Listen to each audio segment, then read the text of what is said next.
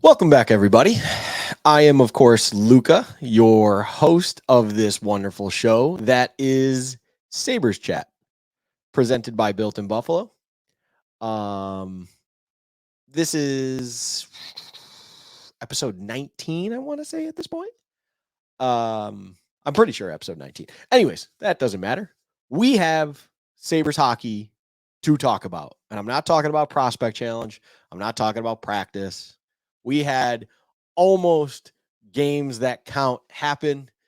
By almost, I mean they don't count, but they were real 60-minute hockey in exhibition form, of course, also known as preseason. And I may not be the biggest fan of preseason, and I don't think a lot of people are. When I was even in the arena on Tuesday, just enjoying the seasons, with my lovely wife, just enjoying kind of a simple Tuesday evening. It was obviously not exactly what you would call a decent crowd, but it's just fun. And you see the other individuals, and I assume they share the same sentiment. It's fun to see people it's fun to see hockey again. It's fun to enjoy just that feeling of being at a game and just enjoying some quality NHL level hockey. Um, of course, in the preseason, and I will get into the results and who scored and just kind of a couple takeaways, at least from the one game that I was at, being that Bruin Sabres home preseason game. But when you're in the preseason, a lot of times, if you're the road team, you don't necessarily dress your strongest side. Although I believe, to this point, these Sabres did dress. No, actually, it's somewhat of a, I don't want to call it weaker, just younger side when they were in Washington. And if you're the home team, that is when you dress. For instance, in the Bruins game, you had your Tage Thompson, your Rasmus Dahlin, your Matthias Samuelson, your Devin Levi in net, so on and so forth, where they dress, they play some minutes, and you still let the kids play around them. But overall, you give them their ability to kind of stretch their legs and feel good. And then when on the road, you have some leadership there and whatnot. But overall, again, it's a younger side. So results don't matter, of course, when it comes to wins, losses, everything like that. And then, of course, on top of it, like if you even look at betting lines, which I do not bet on preseason. No one should be betting on preseason. But I always laugh, for instance, in that Bruins game, I just caught the line was, I think Sabres money line was like minus 290. And the reason it is so extreme like that is because you just have naturally much stronger sides out there skating for the home team rather than the away team. But we had games, three of them up until this point. I am recording on Wednesday night. Like always, of course, the Sabres Leafs game that I will also bring up had just wrapped up just about an hour ago or so at this point. Um, and overall, I want to say before I get into the things here, the Sabres have looked good. They look comfortable. The kids have an interesting thing. And of course, one of the topics, the main topic outside of the games themselves, and more particularly the one that I was at least in attendance of, is Zach Benson. And I don't, there's a very intriguing thing that's happening with him, of course, that I definitely want to have a further discussion on after I get into kind of a basic summary on what's going on with the games. But we've had three games. We have another game tomorrow night in Pittsburgh. But this past Sunday at 2:00, the Sabres found themselves to be not the only Buffalo sports team in Washington, or I should say, the Bills weren't the only Buffalo sports team to find themselves in Washington. The Sabres were also in Washington to play the Capitals. They ended up going down early, but then winning, they went up, then they were down 2-0. They go up in mid third 3-2. Capitals tie, goes to a shootout, which is hilarious to me that overtime goes beyond regulation, being that they're exhibition games. But they go through overtime, they go to a shootout. Sabres do pull it out in a shootout, 4-3. Your goals were by JJ Paterka, Peyton Krebs, and Zach Benson. Wink, wink. He had a goal in the first game. It is interesting that he was playing in a top line situation. Just want to point that one out with that game. In net was Eric Comrie and Dustin Tokarski, just to have his note. Eric Comrie was the one who got the nod early on. Dustin Tokarski came in the third period. Sabres do that. A lot of teams do that, where you have one goaltender in the first two, then you bring the other one in for the third.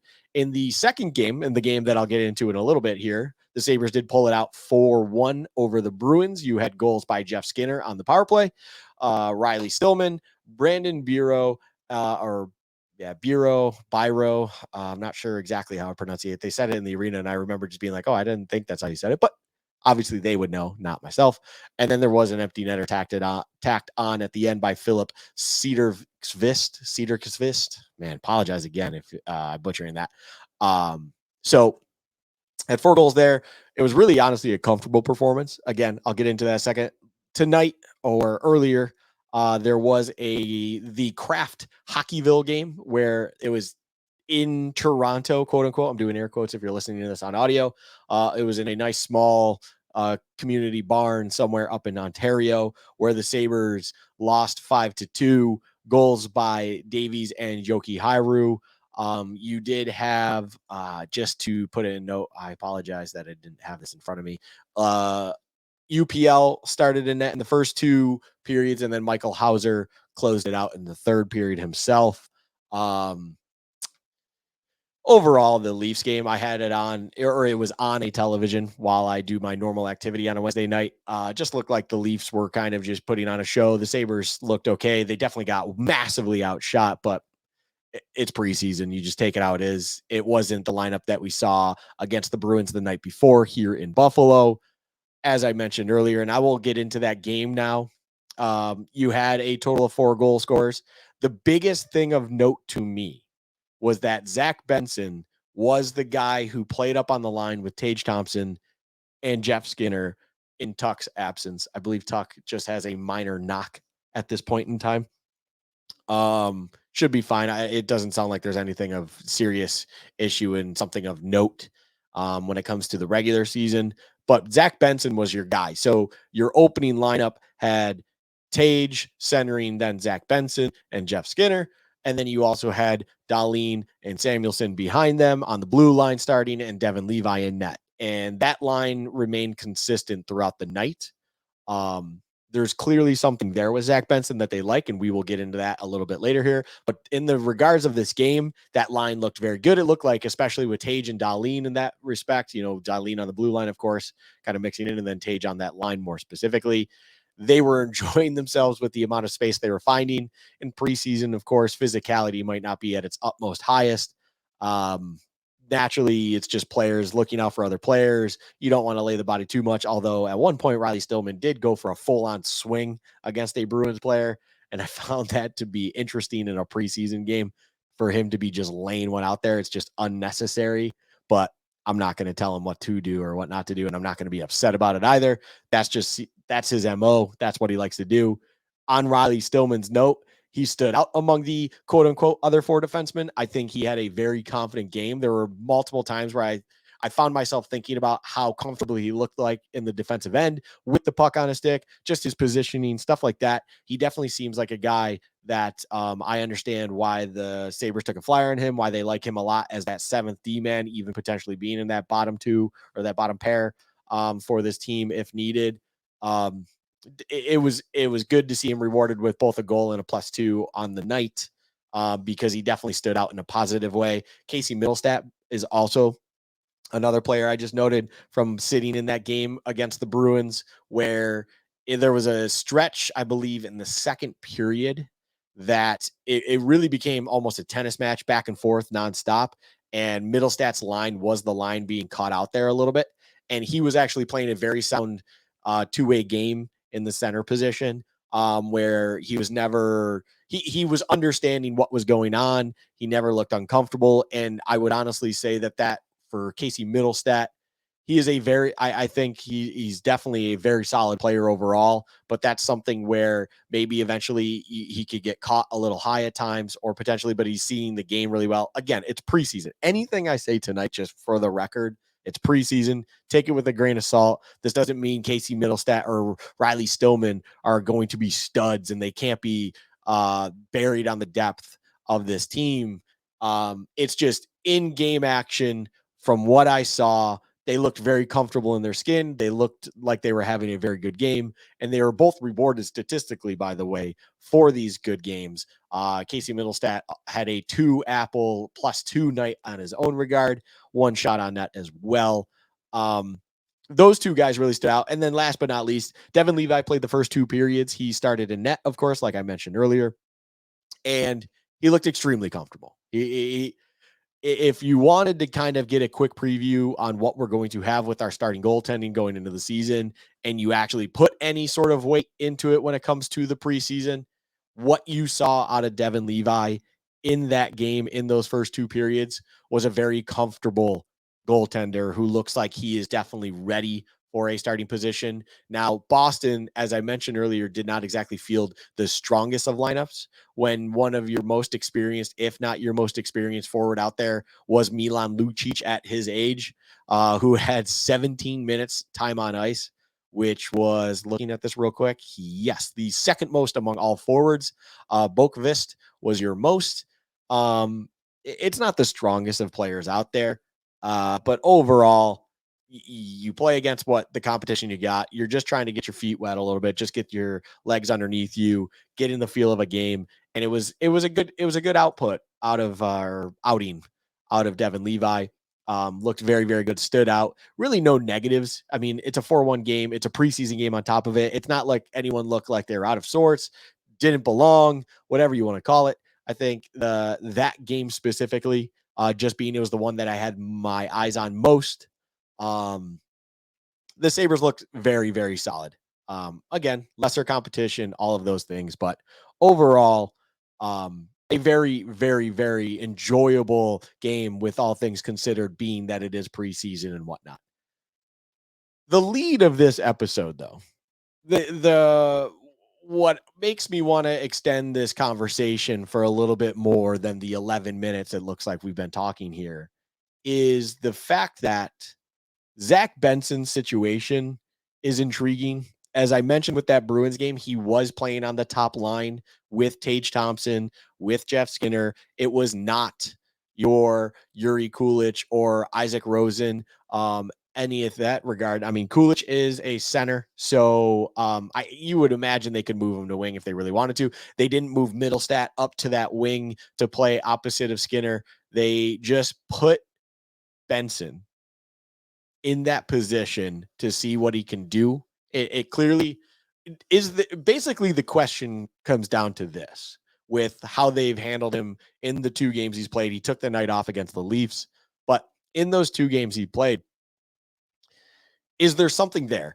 Is there a legitimate path for him to make the roster potentially? And the reason that question is valid to be bringing up is what appears to be this legitimate desire for the coaching staff, and I'm assuming Kevin Adams up in the front office, to get a very good look on what he looks like with true talent around him, right? What best can the Sabres offer to him to give him a fair chance? Even though it is preseason, they're still putting him there with your Tage Thompson, with your Jeff Skinner. You're having that line, of course, out there with your top D men as much as you can and giving him a fair shot on what he can do. And he looked great. I mean, the most notable thing he has done in this preseason, other than score a goal in that Washington game, came in this Bruins game where I believe it was Jeff Skinner fed over a nice pass over to Benson with a nice one-timer opportunity. Unfortunately for Benson, he did kind of duff on it. It got it on the heel of the blade. Didn't put any power and weight through it on the puck, unfortunately. Didn't even put the puck on net, kind of found its way behind the net. Very, very good opportunity, understanding the play, saw it through, maybe got a little anxious, his eyes got wide, and he really saw an opportunity before it actually got to it, found him on his stick. He didn't just rely on his instincts, whatever it might be. I'm not criticizing it. It's just, there's clearly something there. There's a killer instinct. Skinner felt comfortable feeding it over to him, probably just to see what he's got, stuff like that. I mean, it's funny. I feel like if this was a regular season game, I don't see Skinner passing that puck unless the opportunity was too good. But if it's Skinner and then a rookie I don't know what it is. I just feel like Skinner would shoot that puck instead of pass it over, even with it being a really prime 2-on-1 opportunity or 2-on-0. I can't remember exactly what it was, but seeing that opportunity there, seeing Benson looked very, very good on the puck, off the puck in the offensive zone. He clearly looked comfortable playing on a top line like that. Tage and Skinner were definitely doing their best to give him opportunities, give him looks, give him a chance to really shine, and he definitely took full advantage of it. And there's clearly, in my mind, a confidence in his talent for Don Granado to feel comfortable with him being there rather than a guy that they've already had in their system, like a Yuri Kulich, like an Isaac Rosen, someone that's been with Rochester and they understand the development of what's been going on in the pro game with those individuals last season instead of this newly acquired first round pick that they have in Zach Benson. I feel like that speaks a lot, that it's a big, big thing to me on an indicator of they really want to understand what they have. Maybe it's because they already do understand the Coolidge and Rosen individuals, and among all the other guys that are on the roster currently, it's a massive preseason roster, of course, but that were already within the organization. Just to note, you had Coolidge and Rosen also play in that Washington game. I believe those three guys, without dissecting it too much, are the only three that carried over.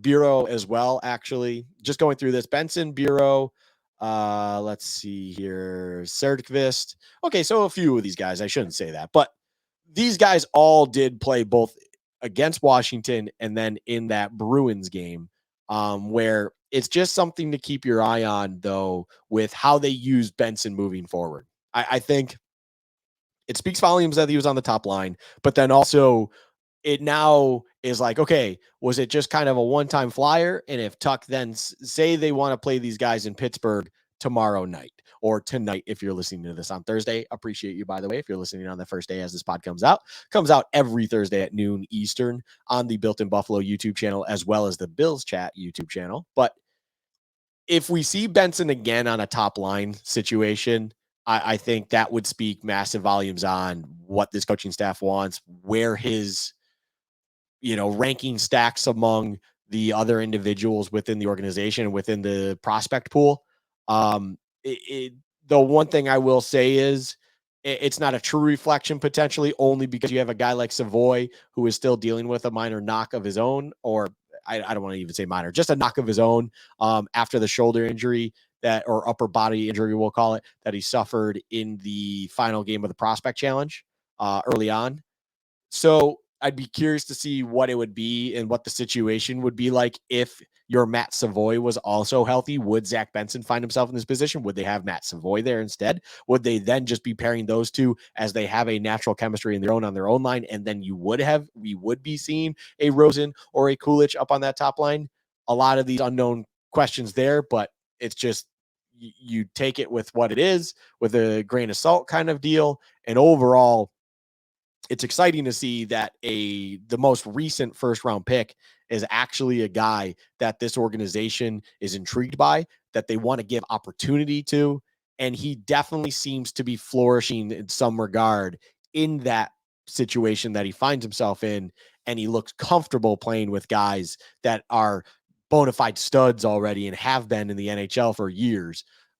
So it's exciting. It's very, very exciting to me. It's very noteworthy, of course. And Zach Benson should and deserves to be the talk of the town when it comes to the Sabres media and whatnot, because there's a lot of intrigue with that kind of move. There's a lot of stuff going on where it's like, do we have something that even potentially we did not expect this early coming into the season, where you were going to kind of see the roster that we were? It wasn't going to be any kind of new, young, fresh guy in the lineup or whatever it's going to be. Maybe we will see that early on. Now, it will be intriguing to see what happens come the end of the preseason. There are, I believe, we have this Penguins game. We have a game back at home against the Columbus Blue Jackets with an afternoon game. I want to say it's at 3:00 in the afternoon.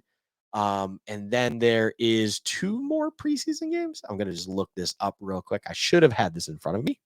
I do apologize. Just looking it up. Bum, bum, bum. So, oh, sorry, four more. So we have so there was two more than what I was talking about, but at Pittsburgh tomorrow night or tonight, Thursday night, I'll just say. Then we have that Saturday afternoon game, like I mentioned, against the Blue Jackets at home, 3 o'clock in the afternoon. Then we are at Columbus Wednesday, October 4th, and close up the preseason with a home game Friday night against the Pittsburgh Penguins as well at 7 o'clock at night. Um, it's fun and exciting to see these games. I'm excited to talk about a few more games and then what has been happening with the lineup. But overall, now that we find ourselves in the halfway mark, although it's 3 games and then there's 4 remaining, we find ourselves basically at the halfway mark of the preseason, seeing how this lineup is developing, seeing where guys somewhat rank within the prospect pool, and everyone's seemingly looking okay. It's exciting. I'm excited. I'm really excited just to get to real hockey. I'll be quite frank. I'm just not a preseason person overall. It's tough. It's tough for me to kind of like talk positively about preseason with the inevitable understanding, especially with hockey, that 90% of these guys playing right now that aren't the names that we know. I shouldn't even say 90. I mean, all of these guys for the most part, unless they shock us, unless injuries come up, whatever it might be, they are going to all find themselves in junior level, at Rochester, of course, wherever it may be based on their contract situation and where they are in the prospect pool. But overall, you want to understand where your prospects lie. You want to understand where your farm team lies, because you could be seeing these guys come up once injuries start stacking up. You could be seeing, your Stillman, who might be your seventh defenseman, kind of needing to play serious minutes. And you want to just be a little bit more comfortable as a fan seeing good performance in the preseason and understanding that, not that I think that was ever in doubt with Stillman. I think there's a lot to like about Stillman. We saw it already last season when he was playing then. But you want to even almost be confident that there is a progression to their development and everything like that that is positive. And I feel like that is the case. That's something we are seeing. And it's an exciting time because real hockey's around the corner. Next thing you know, it will be October 12th. Thank you for listening to another episode of Sabres Chat. I know it was a quick one. They will be quicker. They're not ever going to be, hopefully, those hour-long ones unless I have someone else with me that wants to chime in and fill in on their own, to give their own 2 cents, we'll say, on the Sabres and where the season may lie at that point in time. But I appreciate you guys for stopping by. I appreciate everything. If you do follow along, please give me a follow or at Sabres Chat Pod on Twitter or X. Sorry. Or give both myself and my co-host Josh of Bills Chat Podcast and Bills Chat Live on the X app at Bills Chat Pod, as you can see here on the screen. If you're watching, if you're listening, I already laid it out to you. Also, give this video a like if you like everything going on and whatnot. Be sure to comment below how you're feeling about the team, how you feel about Zach Benson and the situation there. Do you think there's anything going on with that? Do you think that he has a legitimate chance on making the roster over the likes of a Yuri Kulich and an Isaac Rosen and everything else going on there, who it sounds, I believe it's basically been confirmed that they will start the season in Rochester? Well, how do you feel about this team moving forward and whatnot, from goaltending with Devin Levi, with the defensive core that we have going on, everything like that? I love to comment back. I try to do my best when it comes to your comments. If I do not get to it, I do apologize, but I try to keep up on that as best as I can. And then also, of course, be sure to subscribe to the YouTube channels, respectively, both Built in Buffalo and Bills Chat. We try to give the best Bills and, of course, Sabres content that we can, both myself and my co-host Josh with the Bills Chat podcast crew. Also, Standon Stokes, shout out him. He did get married this past weekend, so I'll get one more shout out to him, as then we will be eventually moving on and he will be enjoying his life. I know he's on his honeymoon right now. Shout out you, Stokes. But appreciate you stopping by. Appreciate you listening. Appreciate you following along with Sabres Chat. I cannot wait to be back again next week, this time Thursday at noon Eastern every week. You can find this here. You all have a great morning, afternoon, evening, whenever you're listening, and take care. I will talk to you again next week. Have a great, great day.